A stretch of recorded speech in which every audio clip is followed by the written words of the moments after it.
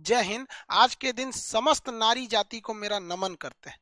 नारी वो चीज होती है जब वो शास्त्र उठाती है तो किरण बेदी और कल्पना चावला जैसी बन जाती है, लेकिन जब वो शस्त्र उठाने पे आ जाए तो अंग्रेजों को धूल चटाने वाली वो झांसी की रानी जैसी वीरांगना हो जाती है। यह नारी जाति अगर लक्ष्मी और सरस्वती का रूप है तो जब ये विकराल रूप लेगी तो वध करने के लिए काली और दुर्गा जैसे रूप को भी ले सकती है। नोट की पेटी और घर में बेटी ये नसीब वालों को ही मिलती है। तहजीब देखते हैं अक्सर गरीब के घर, दुपट्टा फटा ही सही लेकिन रहता सर पर है। हमें नाज है भारत की उस संस्कृति पर जहां एक छोटी सी लड़की गुड़िया भी खरीदती है तो उसके लिए दुपट्टा साथ लेती है। इस कछुए को देखिए, ये अपने खोल से बाहर आ गया। इसको लगता है कि इसे आजादी, फ्रीडम मिल गया, लेकिन इसे एहसास ही नहीं है इसने अपनी एक सुरक्षा कवच खो दिया। आजकल की जो न्यू जनरेशन आई है ना, वो फ्रीडम को अलग डिजाइन में सोच रही है। उन्हें लगता है कि भाई हमें कपड़े पहनने की जो आजादी मिल जाए वही फ्रीडम है। देखिए, आपको जो पहनने के लिए, ओढ़ने के लिए बोलता है ना, वो इसलिए बोलता है कि भारत में जो लड़कियां होती हैं वो देवता की तरह, देवी मानी जाती है। ये जगत जननी माँ सीता की भूमि है। यहाँ लड़कियां पवित्र होती हैं, गीता की तरह पवित्र होती हैं। इसलिए लोग उन्हें कहते हैं कि तुम पवित्रता की चिन्ह हो, इसलिए अच्छे से रहो। आप देखिए, गीता या पुराण जैसे किताबों को इंसान ढक कर रखता है और मामूली अखबार और मैगजीन वगैरह को लोग कैसे भी फेंक देता है, उस पर जिल्द कवर नहीं लगाता है। इसलिए लोग बोलते हैं जो पवित्रता की साइन है, ये हमारी संस्कृति है। और वेस्टर्न कल्चर जो है, वहां लड़कियों को पवित्रता या देवी का रूप नहीं दिया जाता है, इसलिए उनको जो पहनना है पहने, वो करे, वो आजादी है। तो ये हमारी संस्कृति है। और अगर आपको लगता है कि नहीं वेस्टर्न संस्कृति अच्छी है तो गलत है।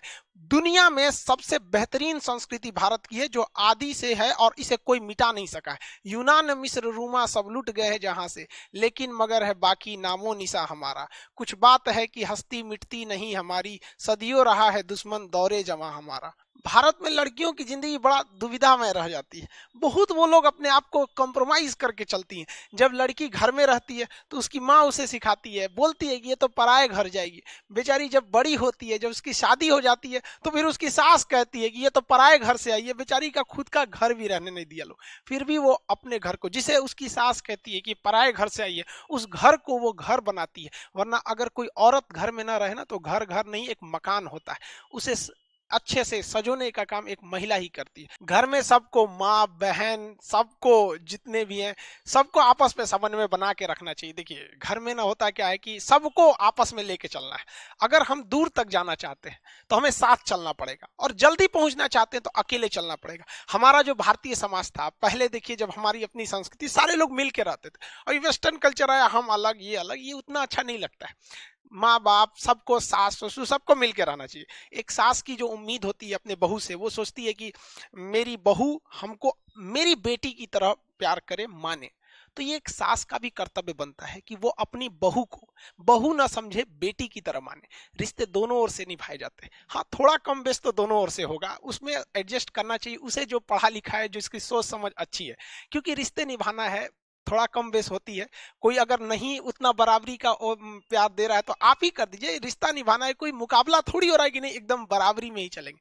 देखिए, जो कमजोर इंसान होता है ना, वो बदला लेता है, और मजबूत इंसान जो होता है वो माफ कर देता है। लेकिन समझदार इंसान नजरअंदाज कर देता है। तो जिंदगी में बहुत सारी चीजें आती हैं जहां हमें दूसरों की गलतियों को नजरअंदाज करके चलना होता है, क्योंकि रिश्तों को समेट के चलना है। भारत का समाज पुरुष प्रधान समाज है। यहाँ पुरुषों की एक मेंटेलिटी हो गई कि नहीं, औरतें घर की चार दीवारी की चीज है। उन्हें लगता है पुरुष ही सबसे मजबूत है। अरे भाई, एक महिला को देखो, 5 किलो का बच्चा पेट में लेकर सुबह सबसे पहले उठती है, घर का सारा काम करने के बाद सबसे बाद में सोती है। और ये मर्द कहते हैं कि औरत कमजोर होती है। जिस तकलीफ में एक मर्द की मौत हो जाती है ना, उससे 30 गुना ज्यादा तकलीफ होती है एक औरत को जब वो अपने बच्चे को जन्म देती है। इसीलिए कहते हैं कि दुनिया में सबसे ज्यादा भरोसा अगर किसी पे कर सकते हैं तो हम अपनी माँ पे कर सकते हैं। क्योंकि हमारी माँ दुनिया से या औरों की तुलना में हमें 9 महीने पहले से जान रही होती है, क्योंकि उसने हमें अपने गर्भ में रखा है। यहाँ पर खुदा का काम था हिफाजत करना, वो माँ करने लगी। खुदा का काम था मोहब्बत करना, वो भी माँ करने लगी। देखते ही देखते उसके नजरों के आगे कोई परवरदिगार हो गया। वो बहुत पछताया, बहुत रोया, क्योंकि माँ को बनाकर खुदा खुद ही बेरोजगार हो गया। इंग्लिश में कहते हैं ना, God doesn't present everywhere at every time, so he made mother. और पुरुषों की सोच देखिए, आज महिलाएं को कहते हैं, जब पुरुषों की सोच देखिए, 1947 में देश आजाद हो गया, सारा कुछ हमारे पास आ गया, और पुरुषों को लगता था ये देश को आगे लेके चले जाएंगे। 1947 से 2021 आ गया, अब तक ये लोग देश को उतना आगे नहीं ले जा पाए। जानते हैं क्यों? क्योंकि इन्हें लगता है ये अकेले देश को खींच ले जाएंगे।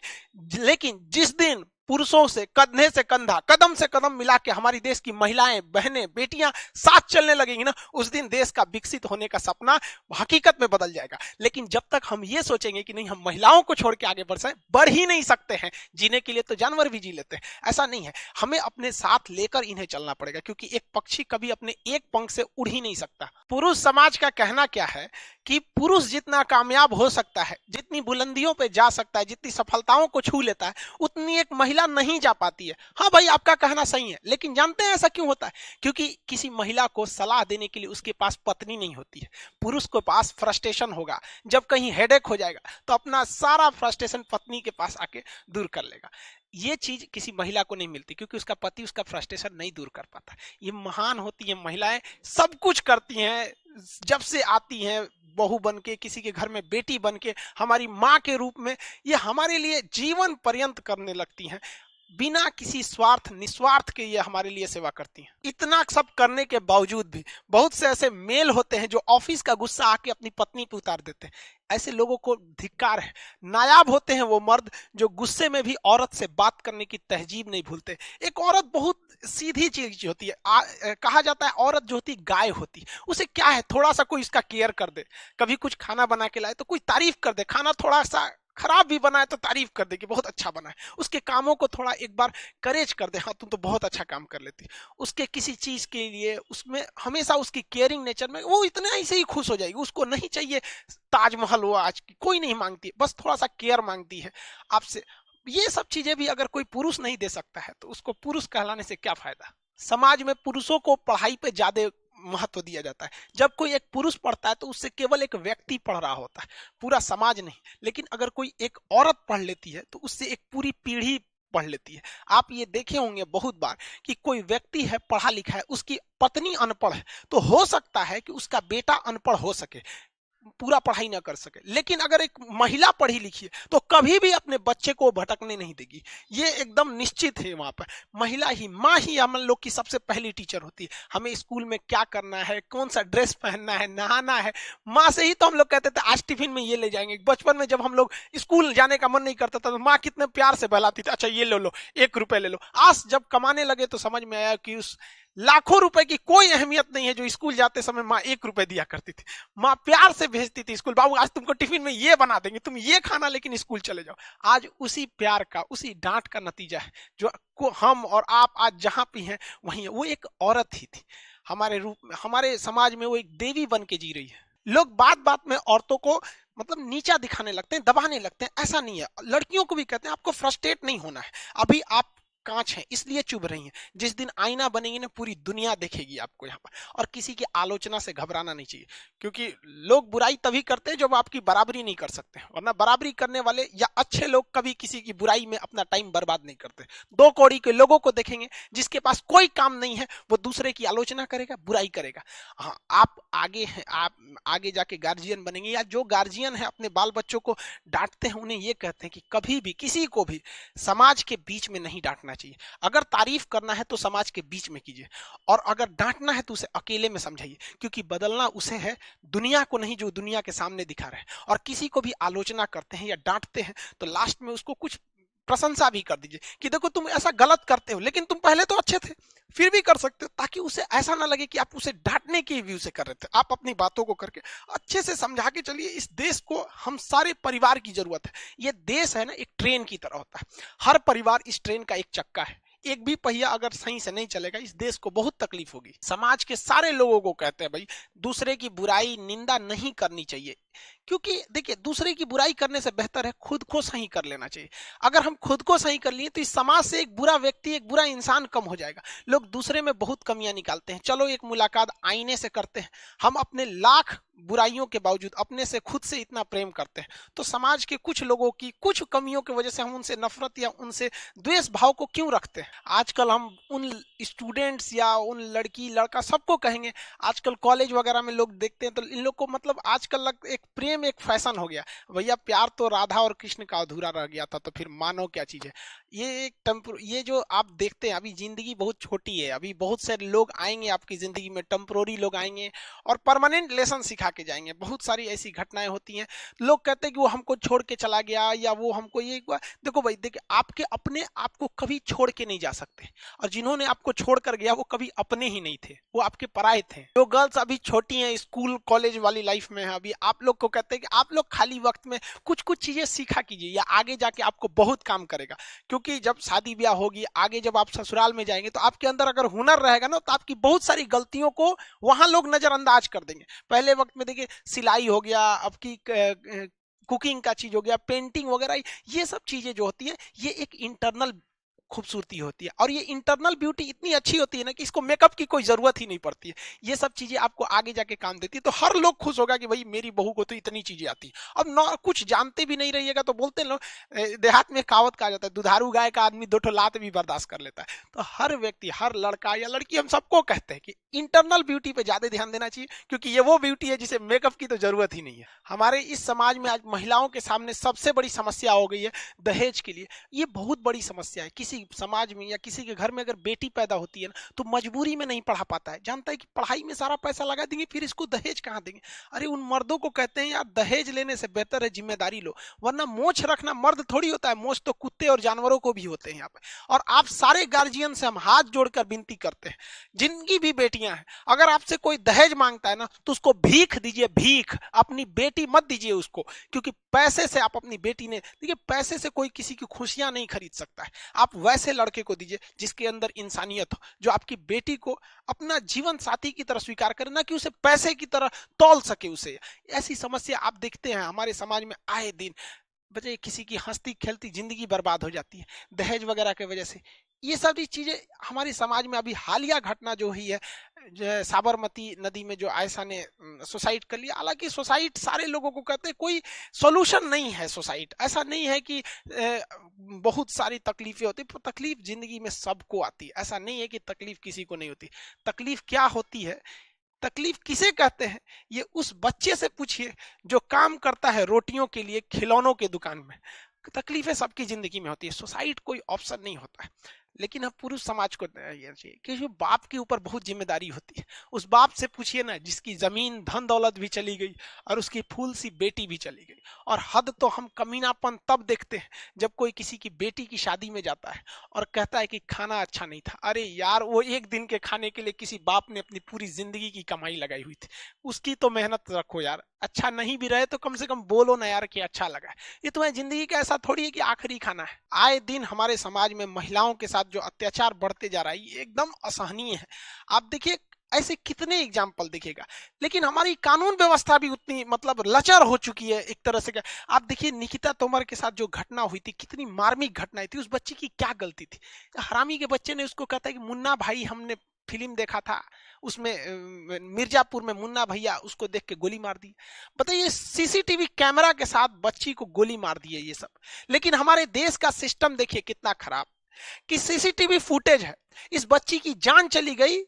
इस बच्ची से माँ बाप को कितनी उम्मीदें थी। निकिता तोमर से पढ़ने वाली बच्ची थी, कॉलेज में एग्जाम दे के आ रही थी, इसने गोली मार दिया। लेकिन हमारे देश का सिस्टम देखिए, सबूत कानून सब कुछ रहते हुए यहाँ पर इसको आज तक ये लोग अभी आराम से हैं लोग यहाँ पर। अभी मुकदमा चलेगा, लंबा चलेगा। मुकदमा के बाद जब फांसी होगी तो एक से एक हमारे देश में वकील साहब हैं, ये आके कहेंगे कि फांसी सोल्यूशन नहीं है, मतलब आरती उतारे वही सोल्यूशन है। यहाँ पर इन लोगों को निपटा देना चाहिए अभी तक में। लेकिन क्या कीजिएगा, ये कार्नवालिस जब भारत में शासन में थे ना, हम लोग जब गुलाम थे, तो इसने खुद कहा कि मैंने अपने जीवन में सबसे ज्यादा अगर बलात्कार कहीं किया तो भारत में किया। और कानून ही ऐसा बनाया गया यहाँ पर भारत में कि किसी भी महिला को न्याय मिलाना असंभव हो जाएगा। आप चाहे देखिए निर्भया कांड को देखिए, जिसने पूरे देश को हिला दिया। 2012 की घटना, उसे फांसी मिला 2020 में आके, जबकि पूरी दुनिया देखी थी। उसको हाई कोर्ट का चक्कर, मर्सी अपील, ये अरे इन सब सचुरों को टपका देना चाहिए। यहाँ पे इन लोग को लेके झेल रहा है। ये बच्चे लोग कितने प्यार से पालते हैं बच्चों को, उसको कितना ख्याल रखते हैं। कोई उसको गुंडा आके गोली मार देगा यहाँ पर और हम लोग देखते रहेंगे। आप बताइए, ये हमारे सिस्टम का फेलियर नहीं है क्या यहाँ पर?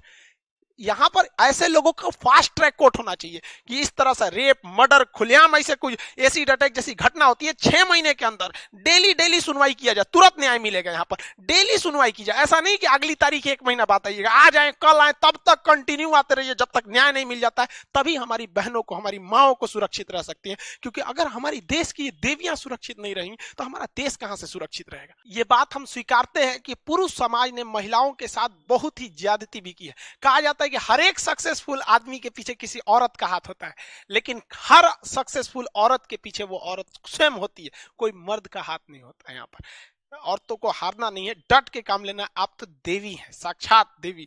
आप लोगों ने रात कितनी भी बड़ी क्यों ना हो, सुबह होने से नहीं रोक सकती है।